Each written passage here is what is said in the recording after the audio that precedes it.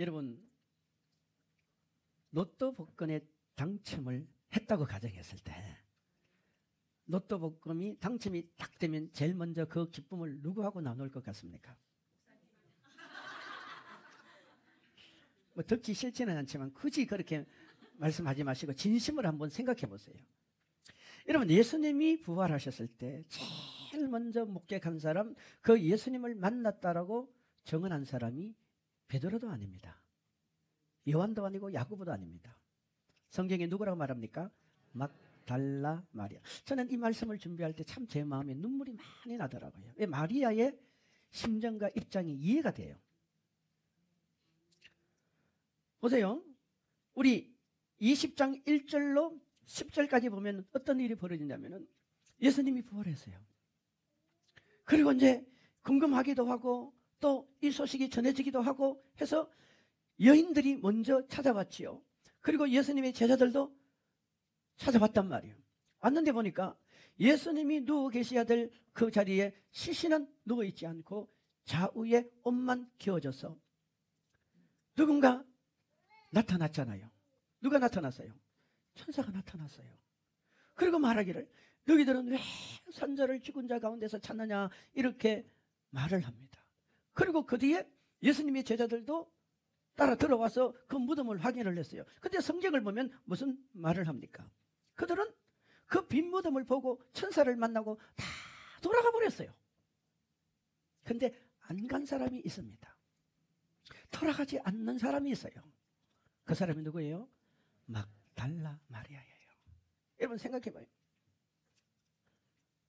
지금 무덤의 문은 열려져 있고 그 주변은 지진이 일어나서 나무가 뽑히고 땅이 아주 균열이 생겨가지고 엉망이 되어버렸습니다. 그리고 그 옆에 이 무덤을 지키던 군인들도 실신을 한 상태. 마태복음 28장에 나와 있어요. 모든 게 지금 인간으로서는 받아들이기 힘든 상황이잖아요. 더군다나 예수님이 지금 시신으로 누워 계시는데 그분이 사라졌단 말이에요. 그리고 생각지도 않은 천사들이 나타나서 예수님이 살아났다고 말하잖아요. 그리고 어떤 면에서 다른 사람들은 의심도 되고 또 한편으로는 겁이 나기도 하고, 왜? 이 무덤에 오래 머무를 수가 없어요. 자칫 잘못하면 잡혀가잖아요. 그런데 오늘 성경에 말합니까? 11절에 시작. 마리아는 무덤 밖에 서서 울고 있더니 울면서 꾸부려 무덤 안을 들여다보니, 이 막달라 마리아라는 사람은요 그 자리를 여전히 지키고 있어요. 막달라라는 이 마리아는 여전히 그 자리를 지키고 있는 거예요. 제자들이 떠나고 그 예수님의 부활을 목격하러 온 이들이 여전히 떠나도 이 마리아는 그 자리를 떠날 수가 없었던 거예요. 이게 이 여인의 심정이란 말이에요. 그냥 그는 거기서 울고 있을 수밖에 없는 게, 왜? 자기 힘으로는 아무것도 할 수 없으니까. 어떤 의미에서 여러분, 마리아는 자신이 예수님을 만나고 나서 자신의 주인이 예수였습니다. 자신의 왕이 예수였습니다. 그는 모든 것을 전적으로 그 예수를 의지하고 살았던 사람이에요. 하루아침에 그는 자신의 왕을 잃어본 거 아닙니까? 자신의 주인을 잃어버린 거 아닙니까? 어떤 의미에서 자신의 목표, 목적이 완전히 무너져 버린 거예요. 그리고 그렇게 믿었던 그 예수가 베드로에게, 가룟 유다에게 배신당하고 베드로로부터 완전히 무시당하고 베드로가 3번씩이나 예수를 부인했잖아요. 그리고 그분은 죄가 없으심에도 불구하고 빌라도 떡에서 재판받으시고 군중들로부터 버림을 받고 그리고 가시관을 쓰시고 채찍에 맞으시고 온몸이 지금 피투성이가 되어서 십자가 위에서 돌아가셨단 말이에요. 지금 이 막달라 마리아의 심정이 어떠하겠어요? 이 막달라 마리아의 마음이 어떠하겠냐? 그러니까 그는 지금 무덤 앞에 과거 예수님에 대한 그 은혜에 대한 추억, 예수님이 역사했던 그 신앙의 추억, 그러면서 지금 자신 주변에 일어나는 환경적인 두려움, 그리고 뭔가 무슨 일이 있기는 일어난 것 같은데 자기 지식으로, 자기 이성으로, 자기 감정으로는 도저히 이해할 수 없는 이 상황이 벌어졌을 때 이 여인이 할 수 있는 게 뭡니까? 그냥 우는 거예요. 그냥 우는 거예요. 여러분, 이런 거 느껴보셨나요? 사람은요 악의적으로 우는 사람이 있어요. 죄를 지어서 죄 때문에 고통당하며 우는 사람도 있습니다. 때로는 몸이 아파서 우는 사람이 있고요. 때로는 배신당해서 우는 사람이 있어요. 지금 마리아는 그런 눈물이 아니에요. 무슨 눈물입니까? 뭔가 자신이 주님을 위해서 뭔가 하고 싶은데 할 수 있는 일이 아무것도 없더라 이 말이에요. 할렐루야. 이 울고 있는 마리아에게 누군가 나타나서 말을 합니다. 15절에 예수께서 이르시되 여자여 어찌하여 울며 누구를 찾느냐. 이 음성을 들었을 때 마리아는 누구라고 생각합니까? 동산직이라고 생각합니다. 동산직이라고 생각하는 거예요. 다 돌아가 버렸잖아요. 찾아오기는 왔는데 다 돌아가 버렸잖아요. 실망하고 돌아가고 낙심하고 돌아가고 의심하고 돌아가고 두려워서 돌아가고 행여나 잡혀갈까 싶어 두려워가고, 그러나 마리아는 갈 수가 없었던 거예요. 성도 여러분, 저는 이 부활절 오후에 우리에게 이런 은혜가 좀 있었으면 좋겠어요. 이런 은혜가 좀 있었으면 좋겠어요. 아멘. 요즘 참 속상한요, 사람 관계에도 깊이가 없잖아요. 깊이가 없어. 너무 얕아.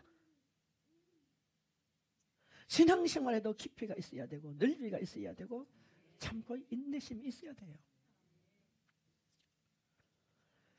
그런 마리아에게 주님이 뭐라고 말합니까? 여자여 어찌하여 울며 누구를 찾느냐.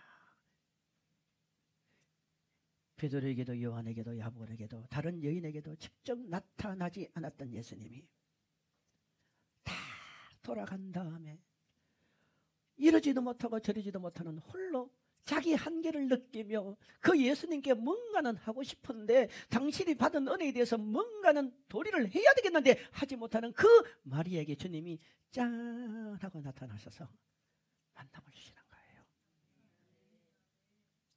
여러분, 성경은요, 이 마리아는 어떤 사람이라고 우리에게 말을 합니까? 마가복음 16장 9절 한번 가봅시다. 마가복음 16장 9절 시작. 예수께서 안식 후 첫날 이른 아침에 살아나신 후 전에 7 귀신을 쫓아내어 주신 막달레아 마리아에게 먼저 보이시니. 아멘. 여기 보세요. 몇 명의 귀신요? 7 귀신에게 사로잡혀 있던 여인을 주님이 고쳐주었잖아요. 여러분, 7 귀신이라는 말은 단순한 7마리의 귀신 이렇게 생각하면 안 돼요. 7은 뭘 말합니까? 완전수예요. 완전하게 귀신에게 사로잡힌 거예요. 제가 성자산에요, 처음 들어갔는데 어느 장로님 한 분이 기도를 받더라고요. 전 집회 때 많은 얘기를 합니다. 너 속에 귀신 몇 마리 있어? 이렇게 원장이 물어요. 그랬더니 그 장로님이요, 나이가 그 당시 70이 넘으신 분이에요. 하는 말이 자기 속에 귀신 5만 마리 있다 그러더라고요. 전 깜짝 놀랐어요. 전 한 번도 그 정도까지는 못 봤어요. 귀신 들린 사람도 목회하면서 많이 봤거든요. 우리도 귀신 들린 사람 쫓아내기도 하고, 제가 영적인 싸움, 귀신과 실제 하기도 하고, 귀신을 보기도 하고, 어릴 때도 귀신과 영적인 싸움을 많이 했었어요. 귀신은요, 형태를 가지고 있지만 귀신은 소리를 가지고 접근합니다. 무서운 소리를 가지고 접근을 해요. 여러분, 귀신은요, 예수님하고 똑같은 모습으로 우리에게 접근할 수도 있어요. 근데 차이가 있어요. 손에 못자국이 없어요. 발에 못자국이 없어요. 여러분, 귀신이 그 속에 들어와 보세요. 폐인이 됩니다. 귀신이 그 가정에 들어와 보세요. 다 죽어나갑니다. 귀신의 특징이 뭡니까? 요한복음 10장 10절에 도둑질하고 빼앗고 죽이고 멸망시키는 거 아니에요. 좋은 거 주는 것 같아도 다 빼앗아가요. 그죠? 여러분, 이 사람 보세요. 누가복음 7장 37절 한번 찾아봅시다. 누가복음 7장 37절. 자, 빨리 띄워주세요. 누가복음 7장 37절 시작. 그 동네에 죄를 지은 한 여자가 있어 예수께서 바리새인의 집에 앉아 계심을 알고 향유 담은 옥합을 가지고 와서 시작. 예수의 뒤로 그 발 곁에 서서 울며 눈물로 그 발을 적시고 자기 머리털로 닦고 그 발에 입 맞추고 향유를 부으니. 근데 37절에 보면요, 무슨 얘기를 합니까? 그 동네에 죄를 지은 한 여자란 말은 이게 무슨 말이에요? 공개적인 죄인이야. 공개적인 죄인. 여러분, 우리가 모든 사람이 저 여자는 죄인이야, 저 여자는 죄인이요, 저 여자는 죄인이라고 말할 수 있으면 그 여자의 삶이 어떠했겠어요? 어떠했겠어요? 그래서 성경은 이 여자를 창녀라고 말하는 거예요. 자, 봐요. 자신이 7 귀신에 사로잡혀 가지고 살 수가 없으니 그나마 젊으니까 그 몸을 팔아가며 그렇게 생활을 하고 있습니다. 자기 영혼이 어떻겠습니까? 자기 정신이 어떻겠어요? 자기의 삶이 정상적인 생활이 됩니까? 모든 사람이 한결같이 그 사람을 피합니다. 그 사람을 더러운 여자라고 말합니다. 그 사람을 향하여 죄인이라고 말합니다. 누구도 그와 함께 해주지 않아요. 누구도 그를 아껴주지 않아요. 누구도 그와 손을 잡으려고 하지 않습니다. 밥을 먹으려고 하지 않습니다. 누구도 그의 곁에 와서 한마디 따뜻한 위로를 해주지 않습니다. 그런데 이 여자에게 누가 다가왔습니까? 예수가 다가왔습니다. 여러분, 어떤 의미에서 보면요, 우리 인생은 이 막달라 마리아와 똑같은 거예요. 똑같은 거예요. 이걸 이겨내지 못하는 사람은 자살하는 거야. 이걸 견디지 못하는 사람은 방글라데시가 되고 방콕 생활을 하게 되는 거예요. 이 사이에 외톨이가 되고 마는 거예요.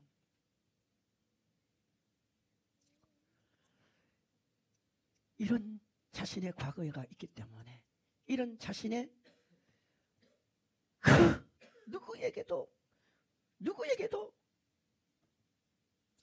위로받을 수 없는 이 큰 은혜를 주님으로 받았기 때문에 그는 그냥 앉아서 울고 있는 거예요. 여러분, 많이 우세요. 아멘? 울어야 돼요. 우리는 예수님께 울어야 돼. 우리 자녀를 위해서 울어야 돼. 가족을 위해서 울어야 돼.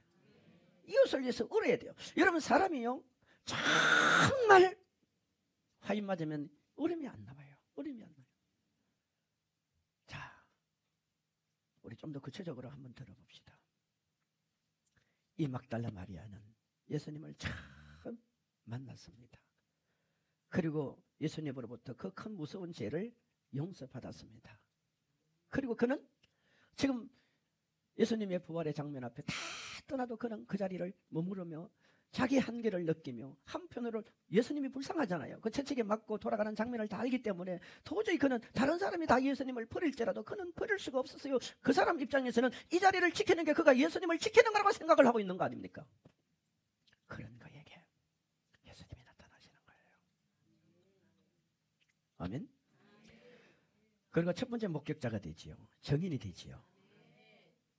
여러분, 이 마리아는요, 좀 더 구체적으로 하면 예수님께 헌신한 사람이에요. 따라합시다. 예수님께 뭐한 사람이라고요? 헌신한 사람이에요. 여러분, 한번 성경을 한번 찾아보세요. 누가복음 7장 37절 우리 읽은 말씀 중에 37절, 38절, 특히 37절, 38절 우리 다시 한번 봅시다. 시작. 그 동네에 죄를 지은 한 여자가 있어 예수께서 바리사인의 집에 앉아 계심을 알고 향유 담은 옥합을 가지고 와서, 뭘 가져왔다고요? 뭘 가져왔어요? 향유 담은 옥합을 가져왔잖아요. 그리고 예수님의 뒤로 그 발곁에서, 예수님이 앉아 계시는 정면에 이렇게 나서는 것이 아니라 뒤로 가는 거예요. 왜 뒤로 갑니까? 조심스러우니까. 그분 앞에 감히 낯설 수가 없으니까. 가서 뭐합니까? 울며 눈물로 그 발을 적시고. 왜 눈물을 흘리며 여러분 그 발을 적십니까? 이 말씀의 본문을 보면요, 나중에 무슨 얘기를 하면은, 예수님이 이 집에 들어왔을 때 이 집 주인은 예수님의 발을 씻기지 않았어요. 예수님의 발을 안 씻겼어요. 여러분, 이스라엘 나라는요, 자신의 집에 아주 귀한 손님이 들어오면 제일 먼저 하는 일이 뭡니까? 물을 떠서 그분의 발을 씻겨주고 그분의 손을 닦게 해주는 거예요. 왜? 거기는 먼지가 너무 많은 거예요. 그런데 예수님이 지금 바리새인 집에 들어왔을 때 이 모든 것을 상하양해버려, 아니, 이 모든 것을 행하지 않는 것은 이 바리새인이 예수님을 뭐합니까? 지금 무시하는 거예요. 업신여기는 거예요. 이걸 안 이 막달라 마리아는 그 은혜도 감사했지만 예수님의 발을 눈물로, 사람이 얼마나 눈물을 많이 흘려야 여러분 발이 닦여집니까? 어느 정도로 눈물을 흘려야 그 성인 남자의 발이 씻겨지겠냐고요. 그리고 수건이 아니라 무엇으로? 자신의 머리털로. 여러분 머리털은 여자의 자존심이잖아요. 여자의 자존심 아닙니까? 그리고 성경은요, 우리에게 뭐랍니까? 그 발에 입을 맞추는 거예요. 얼마나 예수님 앞에 자존심이고 뭐고 얼마나 다 내려놓는 거예요. 아멘. 그랬더니 이름을 가른 여자가 뭐라고 말합니까? 왜 이 향유를 여기다가 갖다 붓느냐? 팔아서 가난한 자에게 나눠주지 않고. 그러면서 뭐라고 말합니까? 300데나리온이라는 계산을 해내버립니다. 자, 한 구절 찾아봅시다. 요한복음 12장 5절에 찾아서 읽어주세요. 요한복음 12장 5절 시작. 이 향유를 어찌하여 300데나리온에 팔아 가난한 자들에게 주지 아니하였느냐 하니. 여기까지요. 이 향유를 팔아 300데나리온. 여러분, 한 데나리온이 그 당시 1일 노동자의 임금비입니다. 이 노동자는 말은요, 오늘날 말하면 기술자를 말하는 거예요. 기술자. 그냥 기술이 없는 사람을 말하는 게, 눈을 뜨세요. 기술 없는 사람을 말하는 게 아니에요.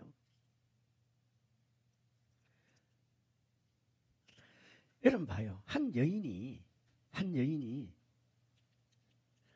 이 향유를 모으는 게 그 당시 그 사람들은 일종의 결혼 지참금이. 왜 이 사람이 이렇게 돈을 많이 모을 수밖에 없는지 이유를 아세요? 자신은 더럽혀진 여자예요. 이거 아시죠? 자신은 더럽혀진 여자예요. 누구도 자신에게 결혼하려고 덤벼들지 않는 거예요. 그러면 뭐라도 가지고 있어야 돼요. 돈이라도 있어야 되는 거예요. 자신이 예수를 만나고 나니까 가정의 소중함을 알았죠. 자신이 예수를 만나고 나니까 사람이 깨끗하고 거룩하게 살아야 되는 걸 알았을 거 아니에요. 이걸 주님께 다 내놓는 거예요. 여러분, 우리가 오늘 여러분이 하나님 앞에 드리는 헌신들이 단회적으로 행사로 끝났다고 생각하십니까? 이것이 우리의 미래를 만들어가는 거예요. 이게 우리 교회의 미래를 만들어가는 거예요. 이게 여러분 장래 천국의 상을 준비하고 집을 준비하는 거예요. 여러분 천국 가면 다 후회해요. 다 후회해요. 왜? 내가 그때 조금만 덜 먹을 거, 조금만 덜 쓸 걸, 조금만 그때 절제하고 내가 주를 위해 살 걸 다 아쉬워한다니까요. 이 막달라라는 여인은 자신의 마음과 몸과 물질로 다 헌신한 사람이에요. 그러니까 예수님이 다른 사람들에게 아닌 이 여자에게 자신을 드러내버리는 거예요. 물론 여기에는 영적인 단계도 있습니다. 여러분, 영적인 단계가 발목신앙, 무릎신앙, 허리신앙 다 다르거든요. 아멘.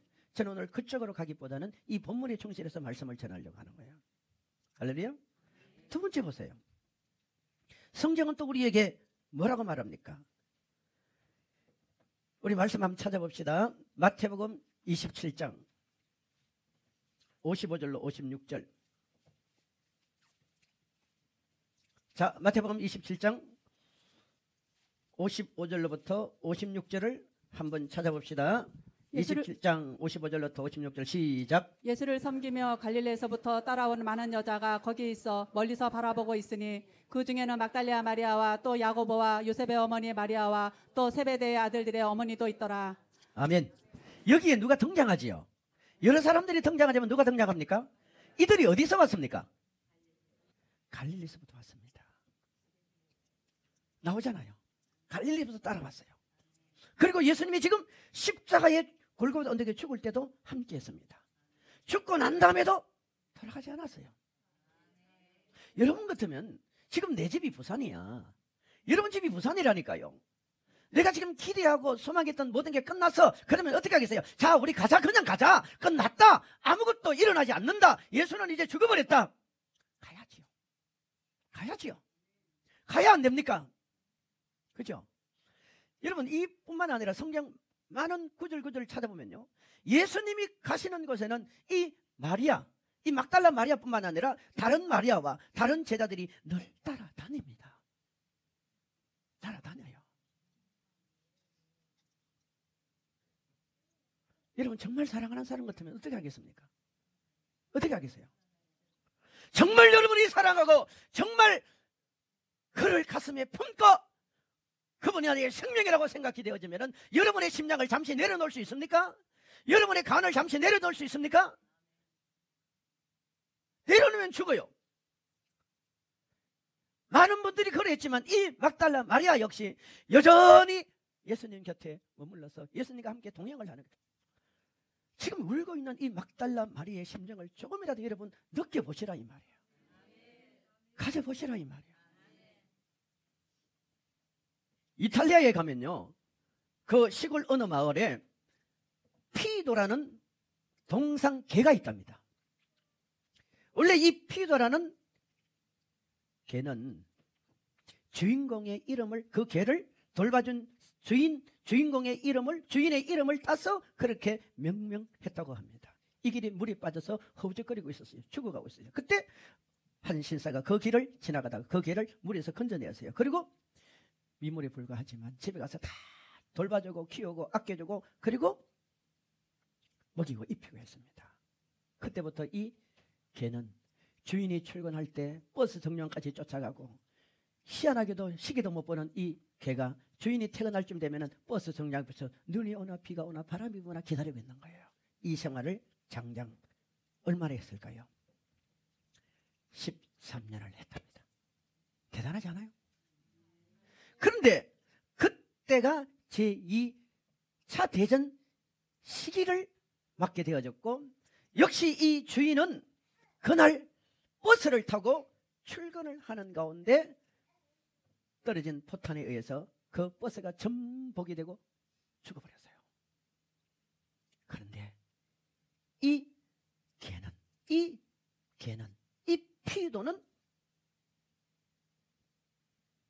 여전히 그 주인이 오기를 버스 정류장에서 기다리는 거예요.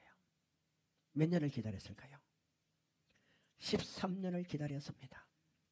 주인이 몇 년 키워줬다고요? 13년을 키워줬는데 이 개가 주인이 오기를 13년 동안 그 정류장에서 비가 오나 눈이 오나 바람이 부나 겨울이 돼도 움직이지 않아요. 그 동네 사람들이 그를 불쌍해서 계속 먹을 걸 갖다 줬어요. 몇 년요? 13년. 어떻게 생각하세요?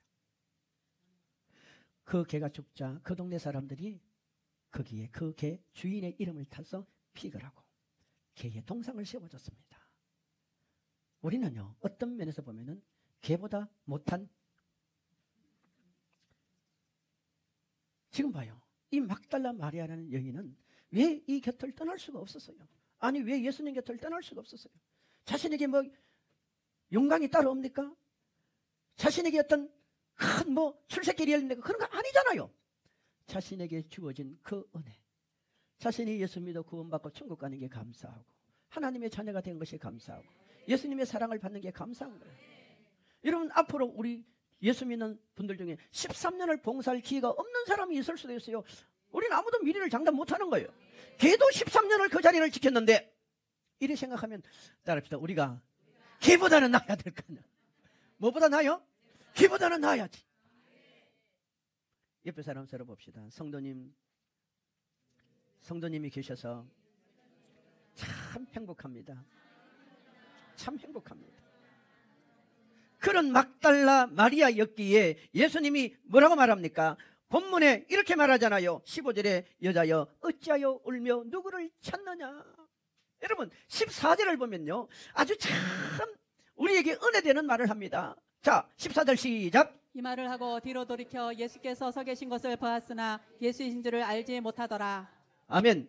11절로 다시 갑시다. 마리아는 무덤 밖에 서서 울고 있는데 울면서 그부로 무덤 안을 들여다보니 흰옷 입은 두 천사가 예수의 시신 누웠던 곳에 하나는 머리편에 하나는 발편에 앉았더라. 천사들이 이르되 어찌하여 여자여 어찌하여 우느냐 이르되 사람들이 내 주님을 옮기다가 어디 두었는지 내가 알지 못하느니라. 이 말을 하고 뒤로 돌이켜 예수께서 신 것을 보나 예수인 줄 알지 못하더라. 자, 여전히요. 15절 시작. 예수께서 이르시되 여자여 어찌하여 울며 누구를 찾느냐 하시니 마리아는 그가 동산지기인 줄 알고 이르되 주여 당신이 옮겼거든 어디 두었는지 내게 이르소서 그리하면 내가 가져가리이다. 여보 보세요. 사람이요, 결정적인 순간에 그 사람 심정이 나오게 돼 있어요. 본심이 나오게 돼 있어요. 나와요 안 나와요? 지금 이 마리아는요, 예수님이 나타나서 왜 우느냐고 말씀하는데 그는 예수님을 동산지기로 오해하지 않습니까? 그러면서 말합니까? 혹시나 당신이 우리 예수님의 시신이 어디에 있는 줄 아시면 저에게 알려주세요. 제가 어떻게 하겠다고요? 가져가겠다는 거예요. 여러분, 남자 시신을 여자가 어떻게 가져갑니까? 또 시신을 가져간들 어떻게 하겠어요? 이건요, 어마어마하게 그 속에서 믿음이 나오고 신앙이 나오는 거예요. 시신이라도 내가 가져가겠단 말이요. 아멘. 우리 장례식에 가면요, 어머니가 돌아가시면은 그 자녀가 아이고 어머니 하고 시신을 끌어안고 묻을 때 그 시신을 끌어안고 우는 사람 별로 없어요. 그냥 울지. 근데 자식이 죽으면 어머니는 시신을 땅에 묻지 않으려고 발버둥을 치면서 끌어안고 흐느끼는 사람들이 많습니다. 많아요. 왜? 못 묻겠다는 거예요. 차라리 내가 내 자식을 안고 내가 함께 죽겠다는 거예요.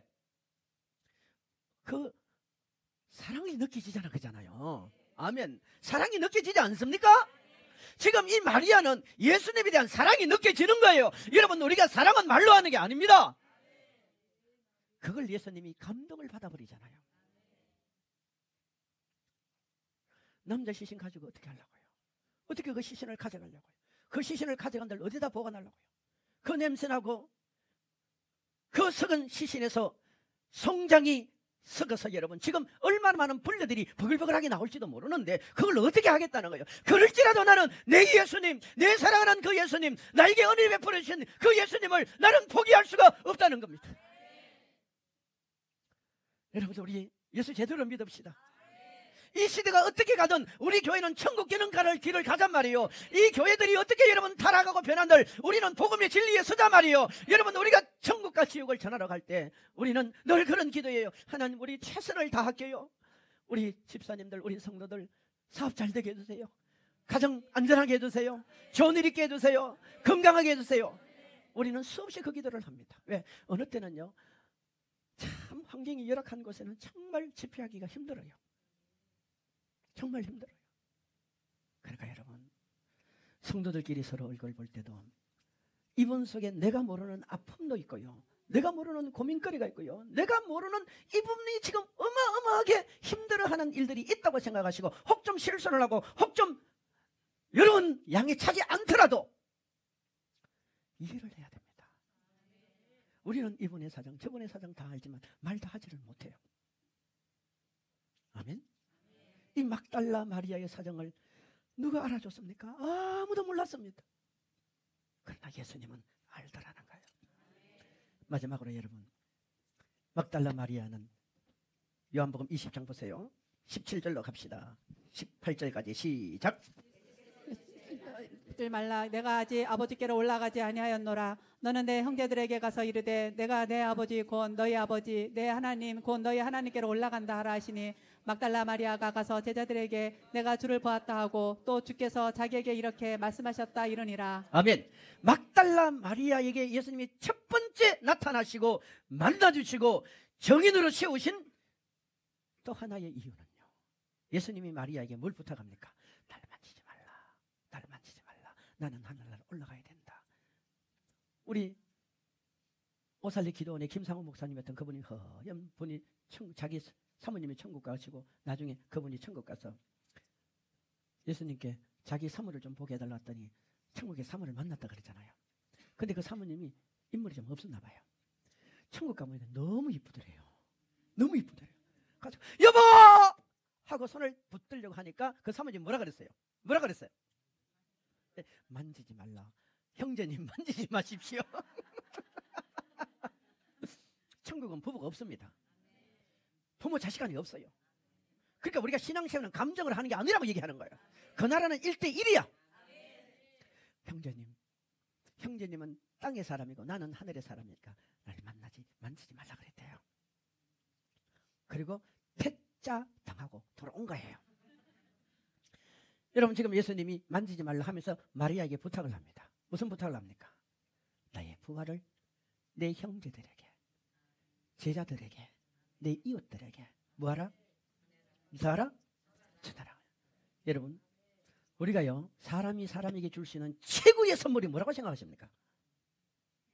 돈입니까? 선물입니까? 아닙니다. 다 기회예요. 다 기회예요. 근데 최고의 선물은 생명입니다.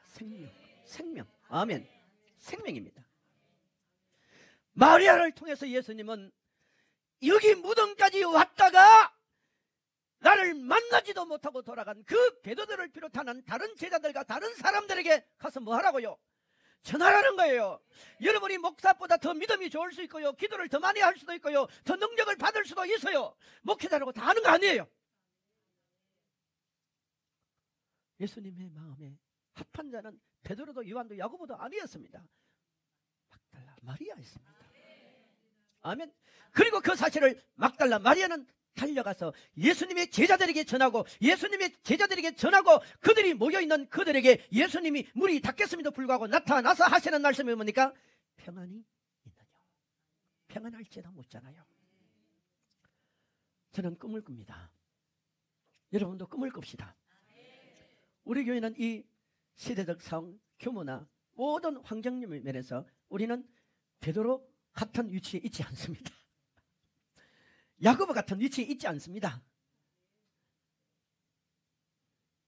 요한 같은 위치에 있지 않습니다. 어쩌면 막달라 마리아 같은 그냥 그런 사람. 그 전까지만 해도 그렇게 헌신을 했음에도 불구하고 누구도 마리아를 별로 기억도 안 해주고 알아주지도 않았어요. 하지만 예수님의 관점은 달랐어요. 아멘. 결정적인 순간, 가장 예수님이 부활하시고 여러분이 로또 복권보다 더 큰 걸 당첨한다고 너무너무 좋아하고 너무너무 기뻐서 이걸 누군가에게 함께 나누어야 되겠는데, 그 첫 번째 사람이 막달라 마리아였습니다. 옆에 사람 소리 잡시다. 그 사람이 성도님입니다. 그 사람이 우리 교회입니다.